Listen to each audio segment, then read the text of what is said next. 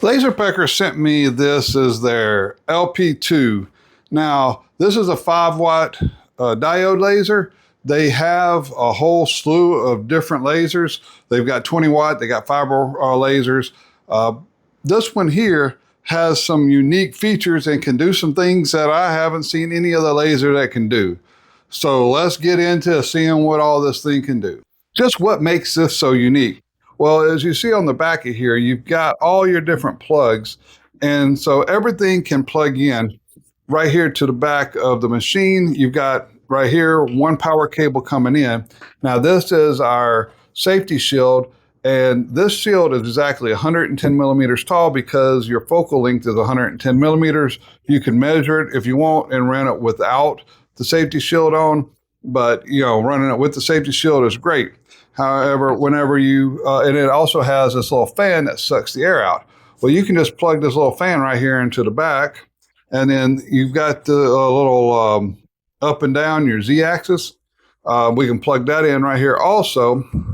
Everything's plugged in, and so it's all right here. Now, we can hit our button to go up and down to focus it. And let's say we want to focus on this little piece of wood. Let me turn this way where you can see what I'm doing here.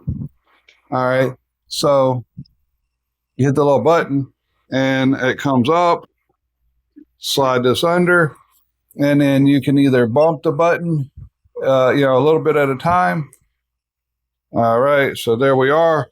We are in our focus area right there, and we are ready to burn our image. As with any new laser, you got to run some material tests. I did some slate here. And you'll notice that it has depth instead of speed because this is a Galvo laser, and just the way the Galvo software works is it doesn't go in speed, it goes by depth. 100% depth is the slowest that it goes, whereas you go up to 0 is the fastest. That's just the way it works in the LaserPecker software. Because this is a Galvo laser, so we have to use our LaserPecker software, because my standard edition of Lightburn doesn't work with Galvo lasers. But as you see, we've got some really nice engraves here and can do some pretty good speeds. This is only a 5-watt diode, and it really surprised me at how well this thing was producing. And I went ahead and this black anodized aluminum came out really good. I mean, I don't know just how well it comes out on the camera, but you've got at the 10% power, just some, a little gray shading up into just perfect finish there. So I went ahead and I did some wood. And now you'll see with the wood here, it starts off, and this is something I really like about the software with their material test. It actually starts with the fastest moving and the lowest power setting first, and then works its way up instead of the opposite. And as you can see here, I was at 55% depth, which is half speed basically. And this was almost all the way through the back. You can see where it discolored on the back. And I mean, this is just about completely through. A lot of people have issue with the alignment. So I took a pencil and kind of put it to the edges of this handle on the saw. And when you turn the preview button on, it gives you the full preview of where your image is going to be. So as you can see, this is only about 15 millimeters wide. And I'm able to take my logo here and get it perfectly lined up with this handle. And you can see it's going to cut it in real time. It doesn't take very long at all, and you can get this perfectly centered. Now we're getting into where you don't normally see a laser. So this thing, you can rotate it and turn it to where it can engrave at 90 degrees. With the little cover, you could actually hold it, or if you're wanting to do a wall or something, you can set a table, because even a quick burn may be a minute or two, which could be a long time to hold. But as you can see, this thing is able to burn just sitting here on the table at a 90-degree angle with no issues whatsoever. All right, so as you can see, I went ahead, I got the preview on. I'm lining this up and let's hit next. It's going to take a second, think about it. It's going to confirm the settings with me, and I will hit go. Now, it does take a second to process, but as you see, this is real time, and it doesn't take very long at all. Now, I've got this down. I'm thinking it's not size, but font, but we're at 3 font here. And as you can see, the writing is very legible. So we got a very good print all the way down to a super fine, 0.3 font. So if I was really wanting to use this, a little bit more trial and error, and I think we could probably get this set up to where it's running perfectly. But just like with any laser, it takes a little time to get to know the nuances. But as you can see right here, the thing burns relatively fast. You don't want to go too fast and then it slip. But we're getting a nice, good, clean burn. I did, like I say, increase the size up to 20 millimeters so that you could actually make it legible. I was trying to do it like at 5 millimeters, and it just was too small to get any kind of quality image out of it. But all right, it's almost finished. That was real time, and you can see right here that is just a really, really good, actually the lettering and all came out on that really nice. All right, since we got the rotary here, let's go ahead and check this out. So the rotary, you can flip it upside down and attach the laser to the bottom of it and set it on a surface, and it will just drive itself around and burn whatever you want. So this was something that I absolutely haven't seen on any of the other lasers.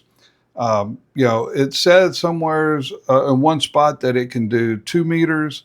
In another place I've seen where it said 5 meters. So I don't know just how long it can process. I would think it would be almost limitless except for by constraints that they put in the software. But this table here is about 5 foot long, and I had no issues with it running down the length of the table. Now, this wasn't a real-time video. It was about an hour, I think, for it to run down the table. But I could have sped that up by doing the depth, but I'm still getting used to the depth for speed. But this is just super unique. And you can also do it the other way. The 2 little blocks on the front of those have little roller wheels. You can stand those up and you can place a board on top of it. So if you kind of like a conveyor system. So if you wanted to actually laser a board that would fit underneath the laser, you could put the trolley the other way, and it would actually just move the board across and laser the board. But I just thought that this was so unique by being able to flip this upside down and let it basically drive around and laser right there on the table. So I can see like on a boat or something, you want to do a nice long straight line.